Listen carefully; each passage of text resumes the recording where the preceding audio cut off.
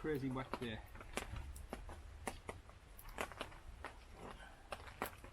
Need it to chill out. It's been one of those weeks. And the best way to do it is come and sit by a fire, have a coffee and relax.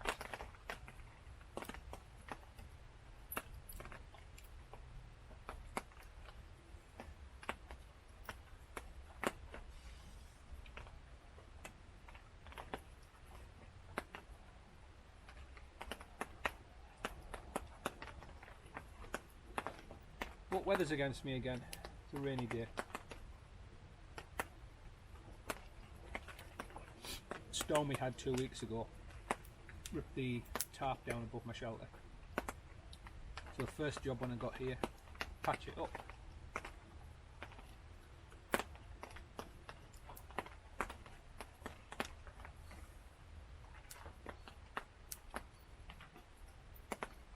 This is not burning properly, the wrapper's damaged. Just past the shoulder. But it'll smoke for a bit. And the coal's got to my lighter. It's dying on me.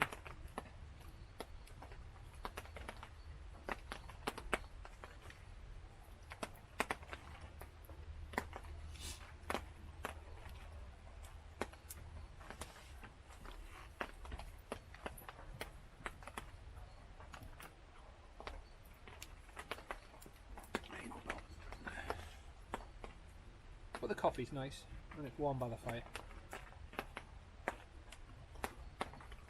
And Bella thinks it's something to eat, so she's after it.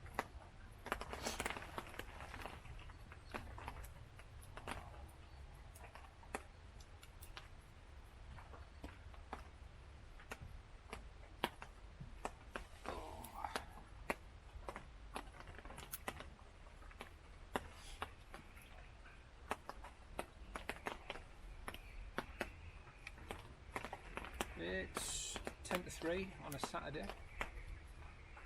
Saturday the 11th of December 2021. Roll up to Christmas.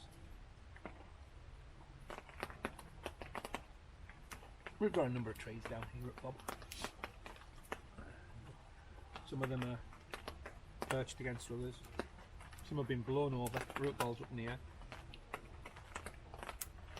And they're hanging up, so they'll all need dealing with at some point. But we're going to try to get up here as a group in the new year and sort things out. Nobody wants to be tackling this on their own, you want to get a few people up here safer.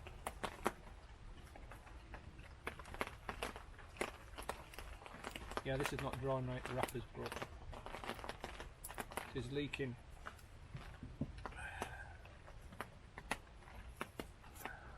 Band off.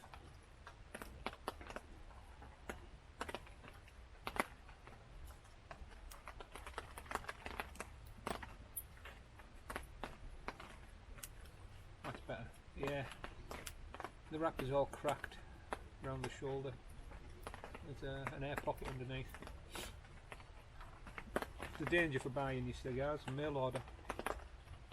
Not worth the hassle of trying to send it back. I sent them an email, tell them about it and a photograph, but we'll see.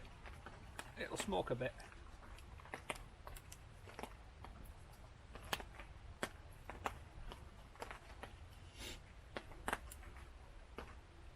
Haven't had a cigar for years.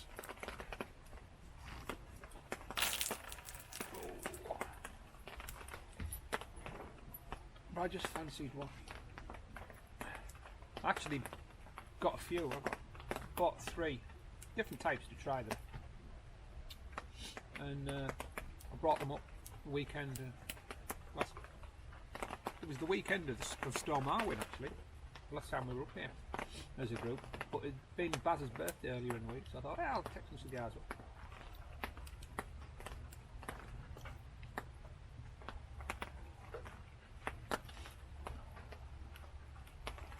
But it was a windy, wet night.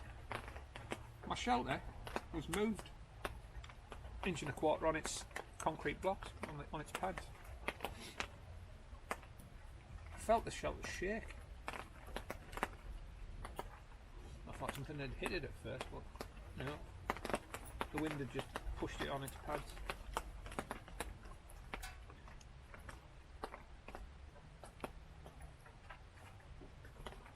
In the summer I might take it down and move it forward 15 feet.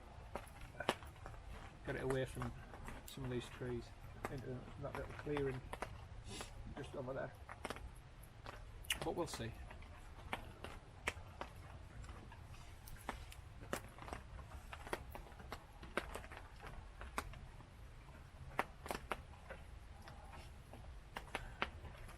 It's nice to come here and get a little bit of sanity because the world's gone mad. I suppose the world always has been mad. This is our little time of madness.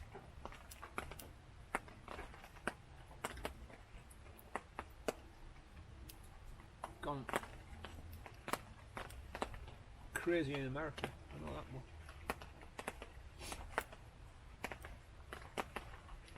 Depending on which news outlet you look at, paint a picture of two different Americas.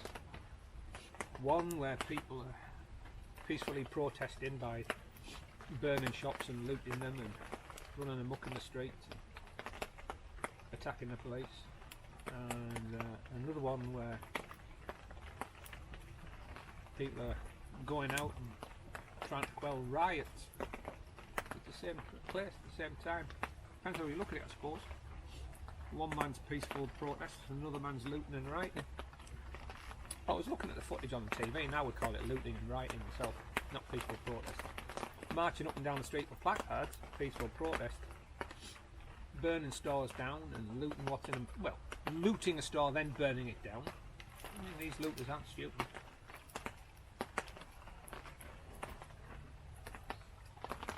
Yeah, definitely rioting that.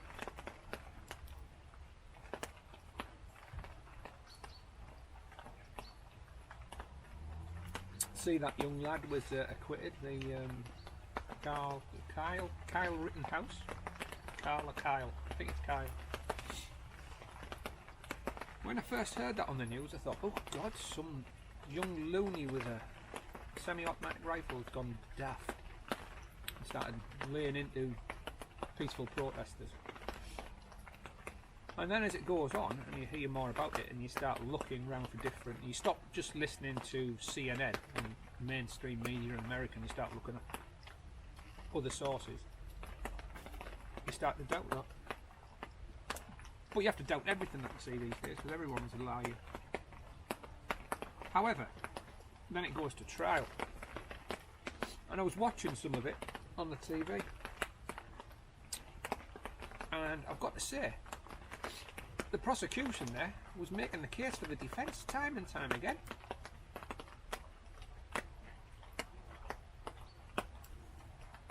Witness after witness were just backing up what the defence was saying. And these were the prosecution witnesses.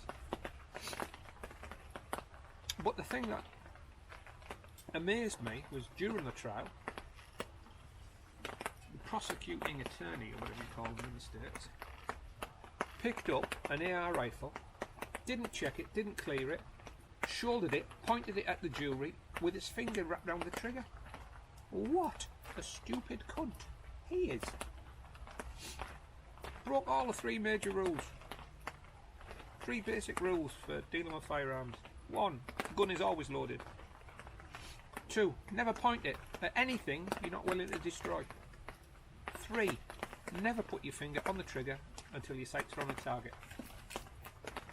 Simple rules, really. And he broke all of them in the courtroom, pointing the thing at the jury. And then there's that film camera woman that got shot by an anti-gun person in America.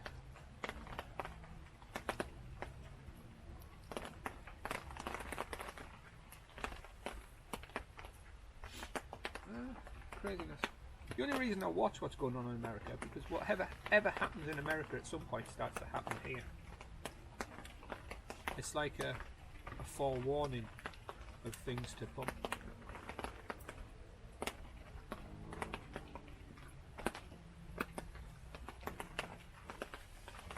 Yeah. And what are things to come? Well, they're already arriving. The world's getting more and more woke, and I don't see that as a good thing. And essentially what I mean by woke, I know there's other definitions, but my definition of woke is somebody that likes to apportion blame for everything that's wrong in their life to somebody else, and expects that somebody else to make their lives better. Yeah. No regard for what your life is, but you have a responsibility to improve their life, but they don't have any responsibility to you. I think Americans have forgotten what was his president? The one that got shot in the head. Kennedy.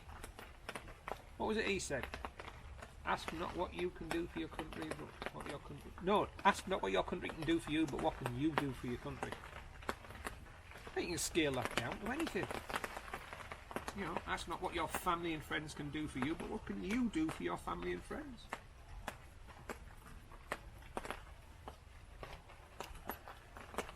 Crazy world. Everyone expects somebody else to look after them. No one wants to look after themselves or take responsibility for themselves and their own actions. I'm getting rained on. If I had any sense, I'd move. Bear with me a second. Oh, my ash is falling off.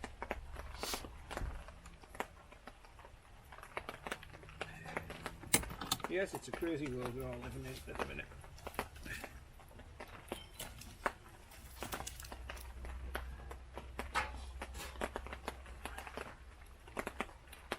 Anyway, this Rittenhouse kid, when you looked at the evidence, turns out he'd been working in the area cleaning graffiti days before, after the first round of peaceful protests.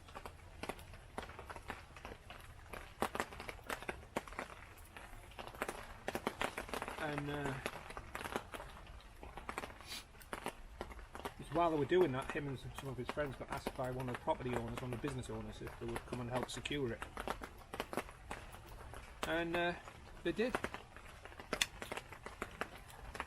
But yeah, originally he was charged with transporting a firearm across state lines, which I can see is a bit naughty if you're not allowed to do it, and having an illegal firearm, which again is very naughty, having an illegal firearm, and, you know, laying into the crowd with this illegal firearm.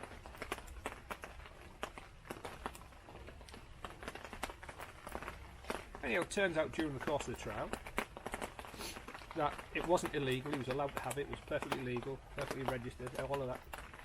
He didn't transport it across state lines because it's a bit weird, this. He lives with his mum in one part of the town.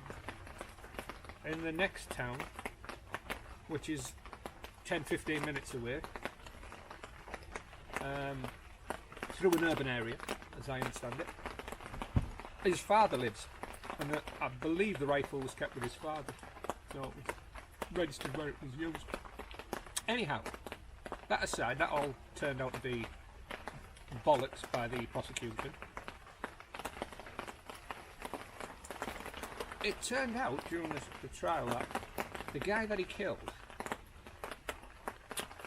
was a known child rapist that had just got out of prison. Convicted child rapist. Get that sink in. This is the guy that was shagging children up the arse.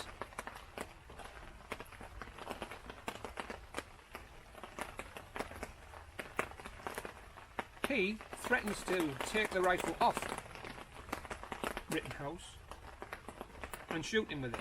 Rittenhouse does a runner. Seems a sensible thing to do. That you get out the way.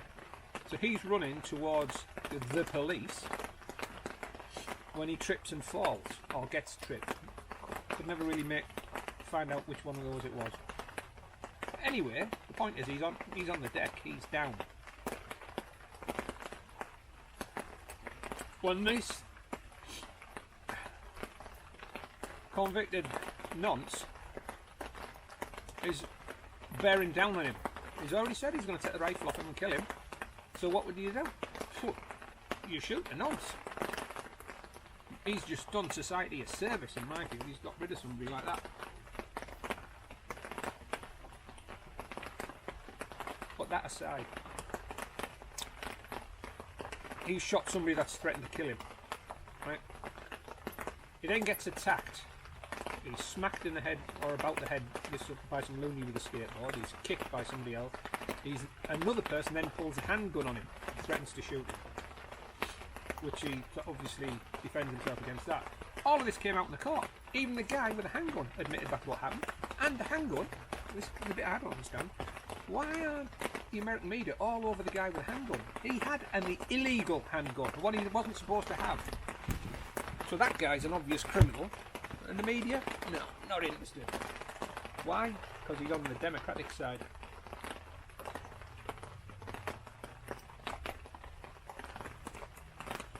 Yeah. Boiling down, it's like this country's become too polarised. And getting very nasty if you don't think like us. And I've got to say, it's the Labour Party in this country that are the offenders here for that. That Labour MP, forget it, not interested. What a bitch. Apparently anyone that doesn't agree with the Labour Party is just scum. We've already, here in the northeast of England, we've already been branded stupid and racist. Because the majority of people during the Brexit vote in this area voted for Brexit. Losing the light. Stupid and racist.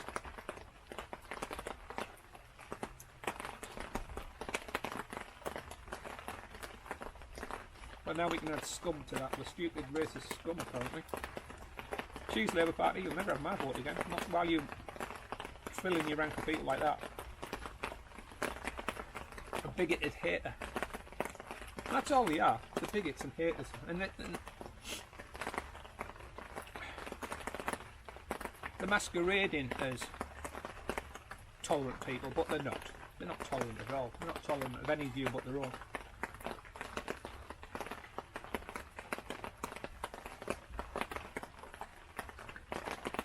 And I think that's the problem. No one debates anything anymore. You can't have a conversation with a lot of people. As soon as you say something they don't like, you're a Nazi. It becomes too hostile too quickly. And you see it in all walks of life these days. Getting rained on there and I'm losing the light. What was I saying? Yeah, the world's not tolerant anymore. Slightest difference of opinion and people turn nasty.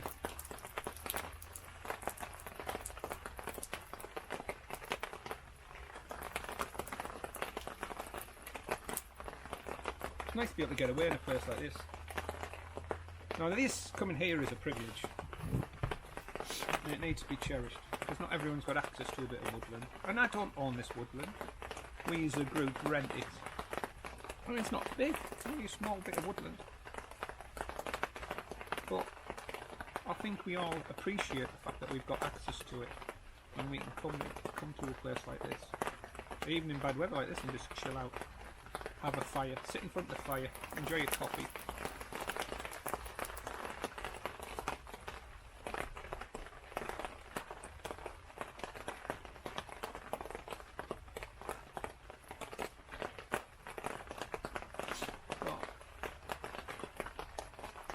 Sometimes you just need to get away from all the politics. It's difficult at the moment here in the UK because everyone's kicking off about the Tory party having a Christmas party at number 10 down the street last Christmas. My God. Obviously the Labour Party and the woke middle class media have got nothing to attack the government with at the moment except something that allegedly happened last Christmas. Now, we were in lockdown. So if they've organised a shindig at number 10 and invited lots of people around, then I say that's a naughty and somebody needs hand-drawn and quartering for that. However, if it's a case of the staff at number 10, those that are already working there, those that have been working there through the pandemic, day in, day out, decided one day before they went home to break out the cheese and wine, who gives a shit? They're already together, day in, day out. It's like the people, all the essential workers that worked through the pandemic. Would you have blamed them if they'd had a few drinks and something to eat before they went home after a shift on Christmas and called it a Christmas party? I wouldn't. No. Can't see anything wrong with that. If you're already together, let's face it, you working through that pandemic, you haven't been social distancing because it's impossible to social distance all the time. Yes, you reduce the amount of contact you have, but you still have contact.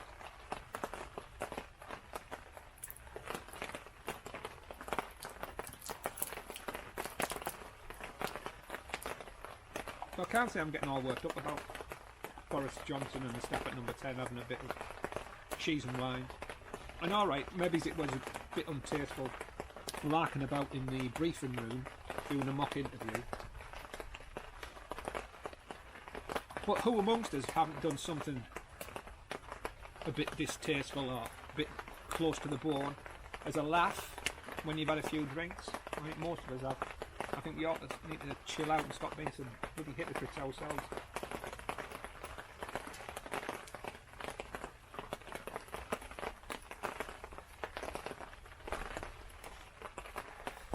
We're always so quick to judge others these days. The place is being run by the mob. Reason's gone out the window. It's all mob mentality all the time these days. You see it more in America. Some of the big cities over there are falling apart. And you've got to blame the Democratic Party. I blame the Democratic Party. You know, I haven't even got a horse in that race. I don't live there. However, I do blame Biden and the Democratic Party for the betrayal of Afghanistan. That is a betrayal. Billy! Here, get out the rain. Silly dog. Yeah, Biden betrayed Afghanistan. He betrayed Afghanistan, he betrayed the American military, he betrayed the American people, he betrayed all of his allies, all of the service personnel, all of the families of the service personnel whose family members were killed and maimed. Now, I'm not saying he shouldn't have pulled out if he wanted to pull out, it was the way they pulled out. That was shocking. That was a clusterfuck of grand proportions, that. And we pay these people a fortune, an absolute fortune, to run countries. They can't organise a military withdrawal. I'm an idiot, I'll admit it. But it seems logical to me that if you know you're going to be pulling out in a given amount of time, first off, all the interpreters or people that have been working with you that you've promised you will bring out and their families, get the families out. Day one, we're pulling out in a few months, get all your family in the camp, we're flying them to the UK. There you go, all your families are gone. The people that are working, the interpreters and others that are working with units, are embedded with those units. Stay with them, they'll come out when the unit comes out. The family's already here and safe. Get your equipment out. I can't believe how much equipment they've left.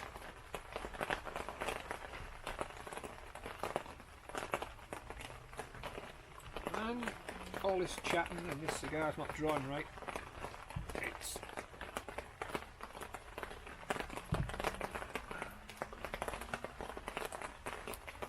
Oh, me later. Yeah.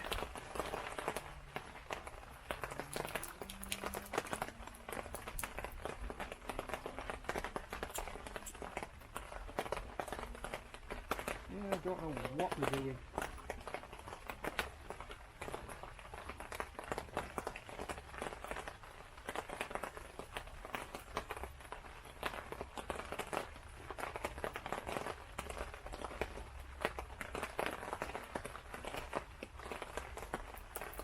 Craziness, that's what I say. Welcome mob.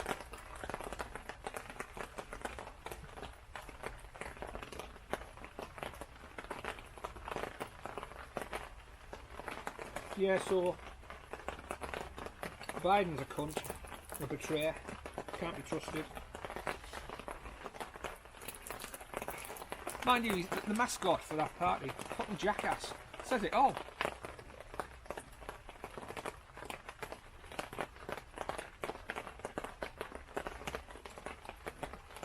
That's how confident they are that the people that vote for them, the poor Americans that vote for them, will never cotton on to the fact that they're taking the piss out of them.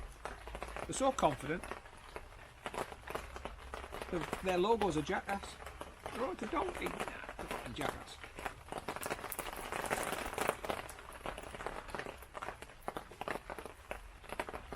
Hey, we do it here.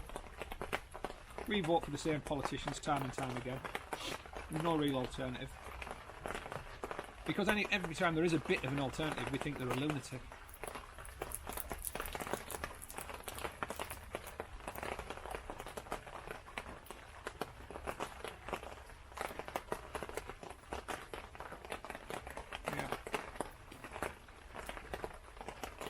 There they are, the Americans could be going to war with Russia over the Ukraine, protecting Ukraine's borders and sovereignty. At the same time, their southern border is wide open to anyone that wants to cross it. They're not bothered about protecting their own southern border. Why? Because it's flooding the southern states that are Republican states with lots of people that may vote Democratic at one point. Though why you would is beyond me. When you look at the Democratic states that are falling apart financially, big companies that are moving out of states that are run by the Democrat Party, they're moving to others.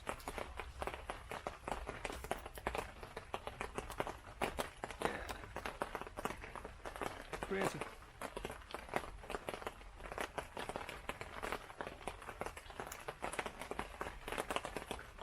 But their system over there is totally different to ours, and ours is different to theirs. And there are parallels, I suppose, but I don't know. In this country, I'm tired of celebrities and wealthy people telling me that the government's not doing enough for poor families. Governments have never done enough for poor families, never will. Because the only thing you can really do for a poor family is provide jobs. Jobs stop poor families being poor. You can be working poor. I'm working poor. I've never had a high paid job. I've always had like minimum wage jobs. But I've always worked. Better than the alternative of not working. But it does irritate me when wealthy people bang on about how the government are letting poor people down because they can't afford to feed themselves.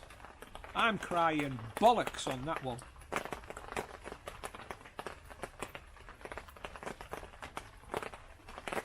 I've seen people on the TV, oh, what is I can't afford to feed the kids, I need more money. Says the person with a fag in one hand and an iPhone in the other. That's where your money's going, love.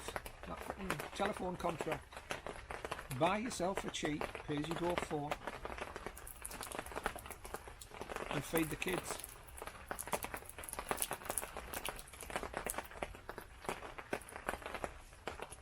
All comes down to choices. About 10 years ago I was made redundant. This is getting on for about 10 years now. Time flies when you're old. Anyway, about 10 years ago I got made redundant from my job with the local authority where I worked. I was a local authority worker. And not badly paid, but not a high paid job. Towards the bottom. But it was enough to get by. Anyway, I got made redundant.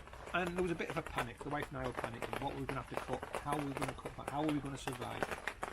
Anyhow, eventually when we sorted out all the benefits and the money started coming in, which took a while, it turned out in real terms, money in pocket, after everything was paid, so we paid all of our expenses, same as we did when we were working, how much money did we have left? And it worked out about £5 a week less than when I was working.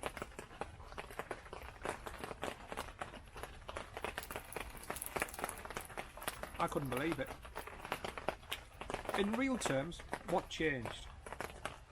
I didn't have to go to work. I saved a bit more money there because going to work has expenses.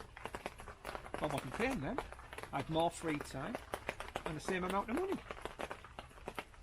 I was loving it. I sat on my butt for 5 months and I did nothing.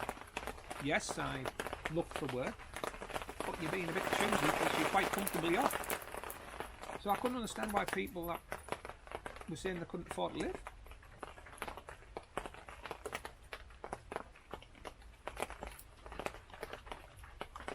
I was just amazed how well off we were.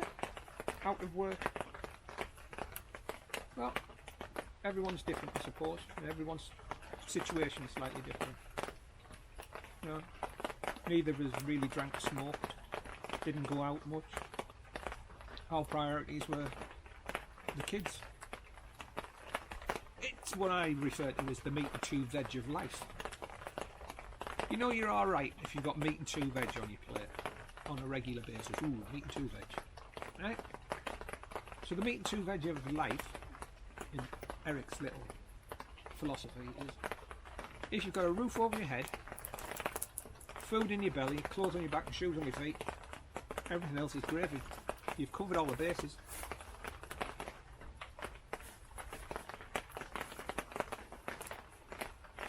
And that's what we always try to do when the kids were little. Make sure we kept the roof over their heads, they were clothed, and they had food in their belly. Safe, warm and dry, and fed. That was it. And so, I'm not going to lie to you, sometimes, especially when Charlotte was a baby, it was hard because I was only working part-time then. It was hard. Sometimes it wasn't a great deal, but it was enough to keep us all fed and housed. Fortunately, at that age, she didn't need shoes, that saved a bit.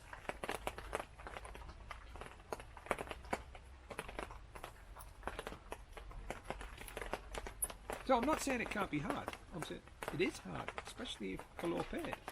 And especially for those people that fall right on the join between, is it better to be in work or out of work? But what amazes me about that somebody working full time on minimum wage can be better off not working and claiming benefits. That fucks my head up, it really does. Now, is that because minimum wage is too low or benefits are too high? Now, I'm not going to make that argument at all, that benefits are too high. No. But benefits were supposed to be a safety net. It's not supposed to be a long-term solution, it's supposed to be a short-term solution until you can find work. Now, I understand during times of high unemployment, it's difficult to find work. But at the moment, there's an awful lot of jobs kicking about.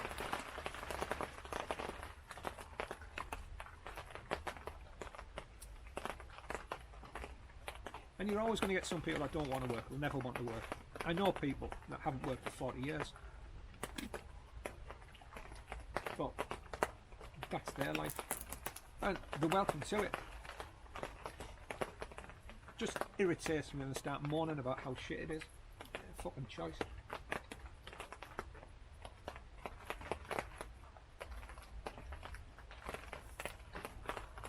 Sometimes it is a choice. I've always found it difficult to work, or have done for 30 years, simply because I'm crippled. I have a spinal condition, which is degenerative, and arthritis, osteoarthritis. So it is uncomfortable, and I do struggle, and it has limited my choice of work. At the moment, they're crying out for HGV drivers, and some companies will train. You would think that they all would train. The reason there's a shortage is because companies don't bloody train anyone anymore. Water on my chair.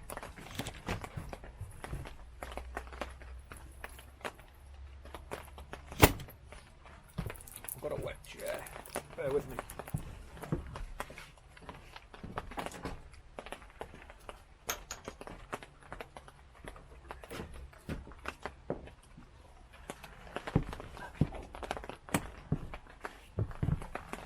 Wet backside. Yeah, companies don't train their own staff anymore. That's on them.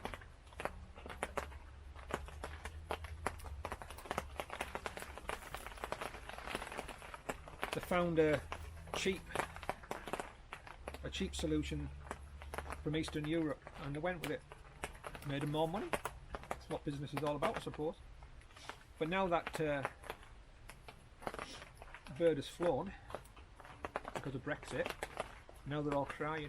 It's all the government's fault. No, take some responsibility, companies. It's your fault. For the past 40 years, you haven't trained anyone. Apprenticeships, they're not what they used to be. My apprenticeship was a 5-year apprenticeship. Apprenticeships really were 4 or 5 years. And companies took on that burden. They had an intake of apprentices every year.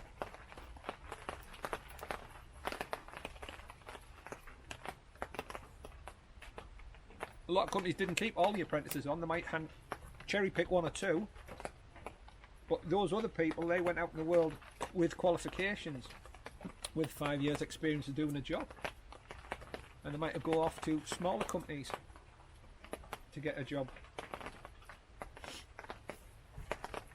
But then it became expensive training apprentices. Nobody wanted to do it. Let's just get somebody from abroad for less money. Driving wages down, driving standard of living down. But it's more complicated than that. I know it is. I'm just spouting to myself. This video camera at the moment. My shrink, my psychiatrist, keep me sane.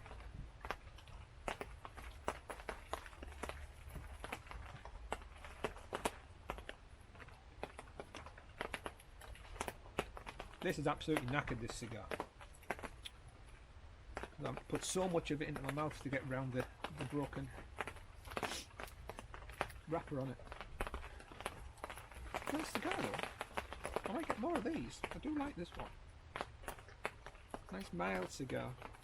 For someone that doesn't smoke them very often. Not bad.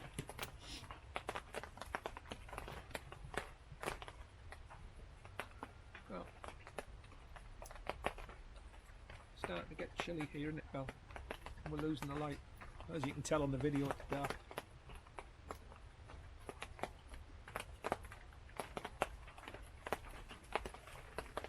I've put a video light on my wish list for the kids, my Amazon wish list. Let's see what they pick off it. See, there you go, dads. I didn't realise it till this year. On Amazon, you can set up a wish list and you can send a link to your kids and family members, your wish list, and just throw things in. You know, small things that they think, you know, rather than get me something I don't want, there's a whole host of things on my wish list. Get me something off there.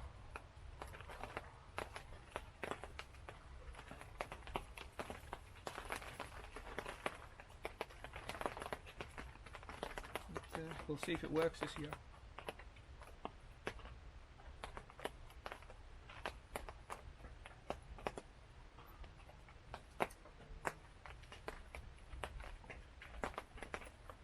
Alright there, Bella.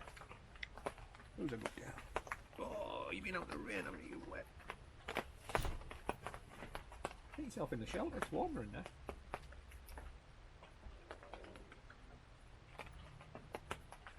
Oh. It's a crazy one. So if I post this video, I'm sorry if you came thinking there was going to be something worth watching. No, it's just me talking bollocks in the woods, in the dark.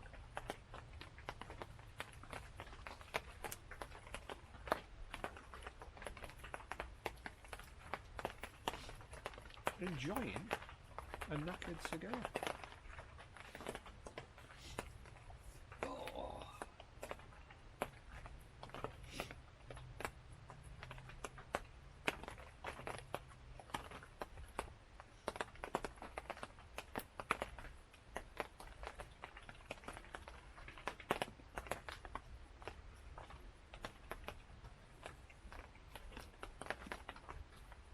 Might have to get rid of this now, it's falling apart. It really is falling apart.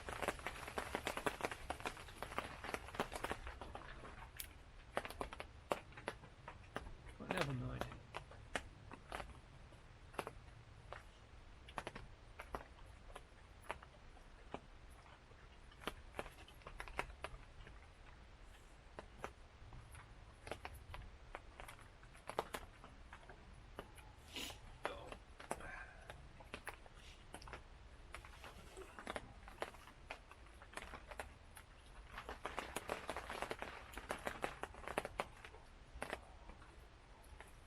I'm having to work from home at the moment. Possibly why I'm wound up. I don't like working from home. This is what some of the things that don't make any sense. My wife got a cold because my grandson had a cold and he gave it to her. So I had to contact work. She'd had a negative lateral flow COVID test, but still I had to contact work before going in and say what had been happening. And they said, don't come in, go and have a PCR test. So we both went and had a PCR test. Waited a day, they came back negative.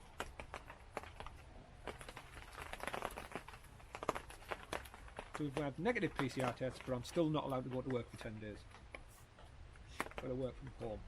And they supplied me with a little Wi-Fi dongle. Oh, it is slow.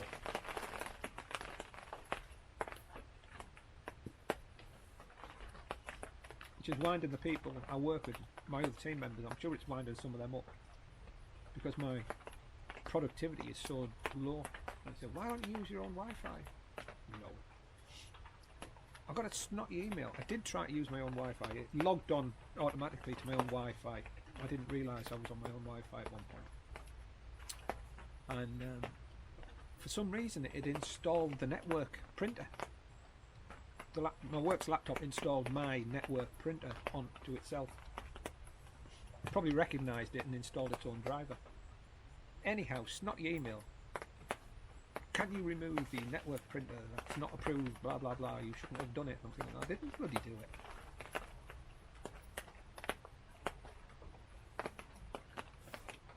There you go. Difficult sometimes, doing right for wrong. Anyway, I won't be logging on to the home Wi-Fi again. Sodom. I'll use a little dongle they've given me, and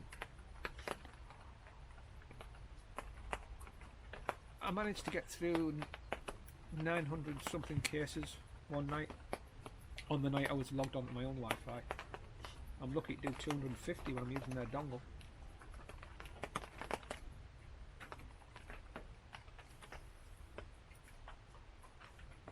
Which is putting an extra burden on my colleagues on team that are in the office. Fortunately, work's slack at the moment. It's that time of year, it's dropping off. I'll pick up after Christmas again.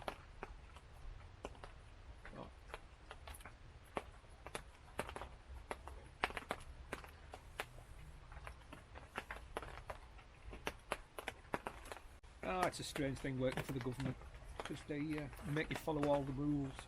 We've got these ridiculous one-way systems in the building. That make no sense, because some areas are one-way and some areas aren't. And the areas that are one-way are actually the more open areas where you wouldn't think we would need to be one-way. And the areas that are enclosed, that you would think should be one-way, well, they can't be, because there's only one way in and one way out. It's the same way in and out.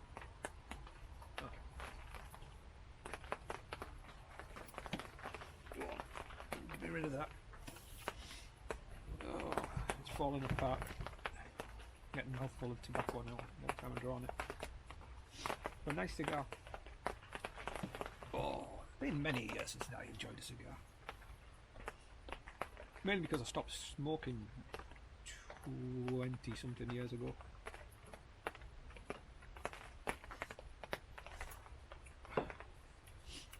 And that was the first tobacco I've had in all that time.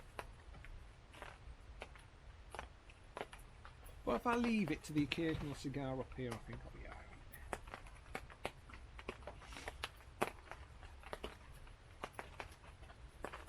I suppose it's time, Bella, we should start packing up, shouldn't we?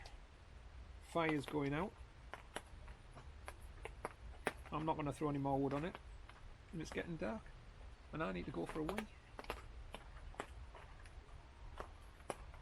So, in conclusion, what can we say, Bella? The world's full of lunatics. Probably myself included. Who knows?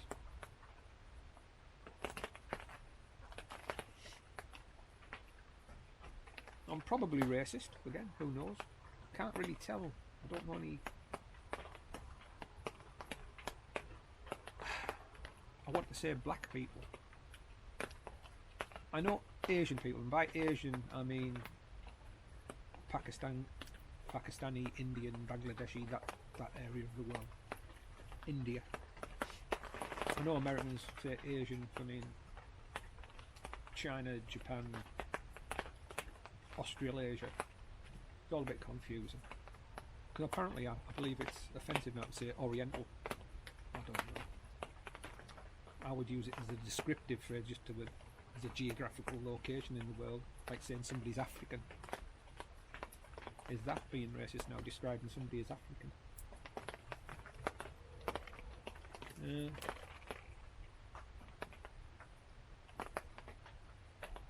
I was watching an interview with who was it? I think it was Morgan Freeman. And somebody was asking how he would describe himself. I think he said American. And the guy said, oh, and the interviewer was saying, wouldn't you describe yourself as black American? He says, would you describe yourself as white American? And I thought, that's so true, that. We do this to ourselves. We stick these racial labels and colour labels on ourselves all the time. I said, once that I didn't know any black people, and somebody pointed out I did. One of my managers is a person of colour. That's the phrase. Oh, I can't keep my head around this. And I'd never thought about her that way. I'd never thought of her any other way about she is who she is. Her colour or heritage never crossed my mind at all. It really didn't. Why would it? Yeah, I don't know. Maybe that marks me down as a racist. I don't know, because I don't care. I really don't care.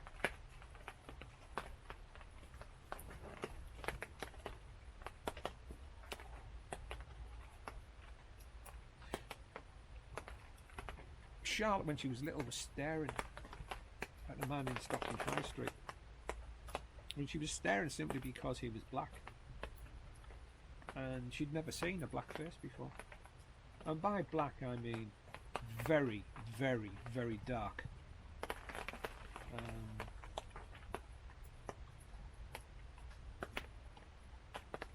Yeah, I'd never seen anyone as dark as this chap in Stockton once. But I live in a part of the world where black faces are few and far between. Or there were, especially 25 years ago when Charlotte was little. More so now, because we've got more refugees or immigrants coming in. Not a problem, really. I've never been bothered about people emigrating to this country if they want to. As long as they're coming to be part of this country, I don't care. People want to come here and have a life and work, not an issue. But we have enough sponges of our own, we don't need more. Is my point. And it's always been my point. So don't get me started, because there isn't time about the refugee crisis at the moment and illegal people entering the country illegally. And I'm tired of people saying, oh, they're not entering the country illegally. If you don't come through a port of entry, you're entering the country illegally, because you've got no documentation, can't prove who you are. And what I really want to know is, well, in passing, what's so wrong with France that people are in a rush to leave? I mean, I'm not in a rush to go, don't get me wrong. I went once, wasn't impressed. I'm not saying France is a horrible country or the people are horrible. It's France, it's a different country. It's not my country, it's somebody else's country. Do what they want. But no, I think I would, in the short term, change some laws in this country if I could. Make it a criminal offence to enter the country, except through a port of entry. And also, if you've broken the law, you shouldn't be allowed to claim asylum. No, we don't want criminals here. We've already got criminals. We've got enough of our own. We don't need any more coming in. So, entering the country illegally, that's a criminal offence.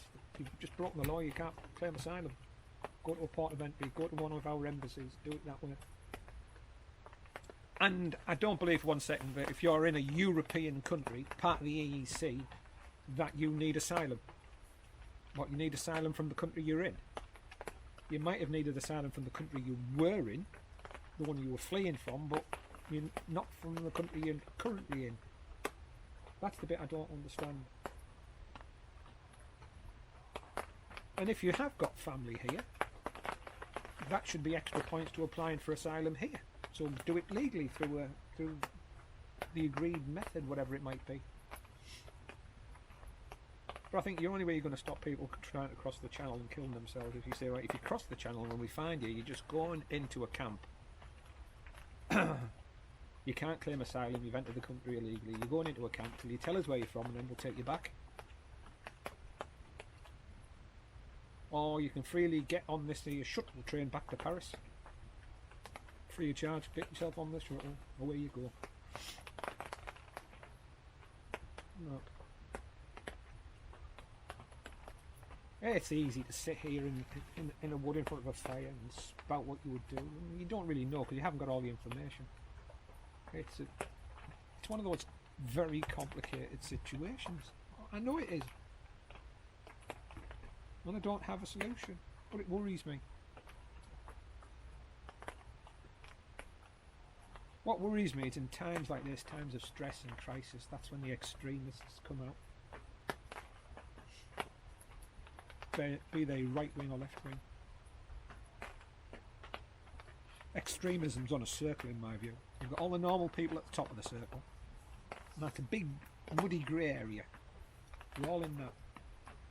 And then if you go left and right, you get more and more extreme, either left wing or right wing extreme, until you meet at the bottom where all the fucking psychopaths live. And it doesn't matter whether you go left or right, you're all going to end up at the bottom where the fucking psychopaths live. The people that put other people in death camps or killing fields. Yeah, fascists seems like death camps, and socialists seem like killing fields, don't they? But it all ends up the same way. Killing everyone you don't agree with. Madness. Absolute madness. And the rest of us, what do? Stay quiet and hope everyone forgets about us. It doesn't work that way, does it? But it's a dangerous route. You stick your head above the parapet, it's liable to get shot off. And once you start down that route, which way do you go, left or right? Because sooner or later you end up with the psychopath. You become the psychopath. That's always worried me. That has. Wouldn't take much, I don't think, for a normal person to suddenly be a psychopath.